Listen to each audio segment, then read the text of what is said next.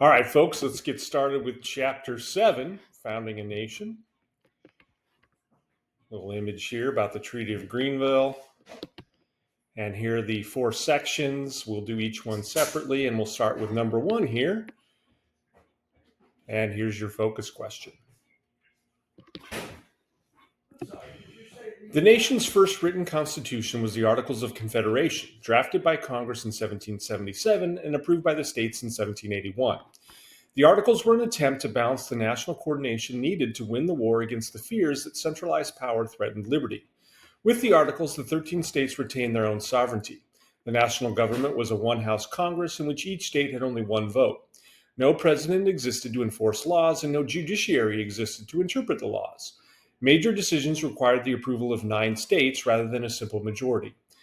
The national government only had powers related to war, the powers to declare war and conduct foreign relations.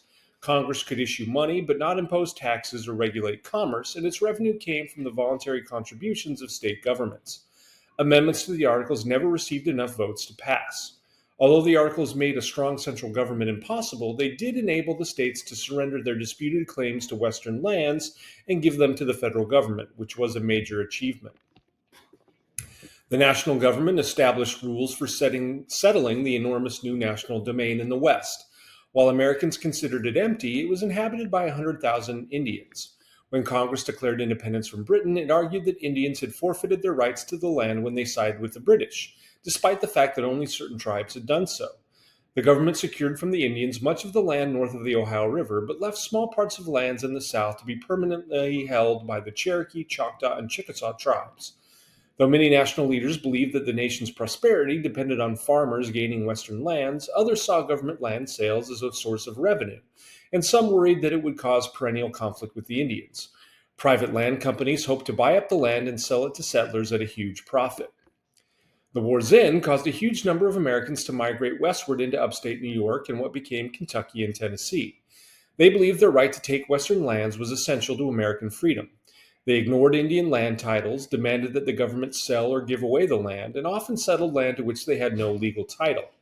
Many national leaders worried that these settlers were unruly and disorderly and would incite war with Indians, and they sought to regulate Western settlement. In the 1780s, Congress regulated the way Western land was sold and settled. The Ordinance of 1784, written by Thomas Jefferson, established the steps by which these areas would be governed. This measure divided the region into districts first governed by Congress and eventually admitted to the Union as states. Congress rejected by a single vote a clause in the bill that would have prohibited slavery in the entire West. A 1785 ordinance regulated land sales in the region north of the Ohio River, which became known as the Old Northwest. This land was to be surveyed by the government and sold in sections for $1 per acre. This system was meant to control and concentrate settlement and raise revenue for Congress, but settlers violated the rules by moving into areas where surveys had not been done. Initially, the minimum purchase required by the government was too large for individual farmers to pay. Much of the land was sold to large land companies and speculators, who then divided the land and sold it to settlers at a huge profit. This caused many Americans in coming decades to demand that the government provide free or cheap land. The Northwest Ordinance of 1787 called for the eventual establishment of 3 to 5 states north of the Ohio River and east of the Mississippi River. This ensured Jefferson's empire of liberty. The United States would not rule its territories as a colonial power, but would allow these lands to become equal parts of the political system as self-governing states. Territorial expansion and self-government would grow together. This ordinance also recognized that Indians had a claim to land in this area and promised not to take their land without consent. Yet national land policy assumed that Indians would disappear as a result of purchase, treaties, or voluntary removal. The ordinance also prohibited slavery in the Old Northwest. Although the United States was expanding rapidly during the late 1700s, most of North America west of the Appalachian Mountains remained Indian territory. In the South, the Creeks, Choctaws, Chickasaws, and Cherokees formed alliances with Spain to protect their lands and independence. Spain claimed 2/3 of the continent between the Mississippi River and Pacific Ocean and recognized each of the native parties as a free nation. With few colonists, the Spanish needed native support against the American threat. Native nations in the Ohio Valley and Great Lakes regions continued warfare against American settlers encroaching from Kentucky.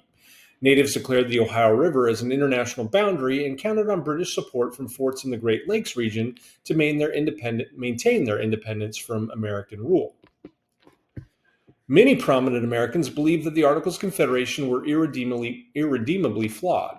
First in their minds was the nation's economic crisis in the 1780s. To finance the Revolutionary War, Congress had borrowed large sums of money by selling interest bearing bonds and paying soldiers and suppliers in notes to be redeemed at a later date. But without revenue, Congress was unable to pay the interest and the debts themselves. The British had barred American ships from trading with the West Indies, and European goods flooded the market, ruining the businesses of many artisans, driving down wages, and removing money from the country. States adopted their own relief measures, printing more money and postponing debt collection. Creditors saw these laws as infringements of their property rights. In late 1786 and early 1787, debt-ridden farmers closed courts in western Massachusetts to prevent seizure of their lands for failure to pay taxes. The revolt came to be known as Shays' Rebellion after one of their leaders, Daniel Shays, a veteran of the Revolutionary War. The rebels, in demanding relief in the printing of paper money, thought they were continuing the revolution's traditions. An army organized by the Massachusetts government quelled the rebellion with little violence. The revolt convinced some influential Americans that a stronger national government was needed to encourage economic growth, protect property, and secure law and order. One man afraid of democratic excess was James Madison, a Virginian and disciple of Thomas Jefferson who led the movement to strengthen national government. He was joined by Alexander Hamilton of New York, the most vocal advocate of a robust national government who wanted to make the nation into a world military and commercial power. These nationalists found allies, among others, to whom the revolution had given a consciousness of the nation, such as army officers, members of Congress, and diplomats. Influential economic interests, such as bondholders who wanted Congress to be able to generate revenue in order to pay them back, and urban artisans who wanted tariff protection, joined with those afraid that states were violating property rights to demand a stronger national government. In September 1786, delegates from 6 states met at Annapolis, Maryland, to explore new ways to regulate interstate and foreign commerce. They proposed another gathering in Philadelphia to amend the Articles of Confederation, and Shays' Rebellion stimulated support for this plan.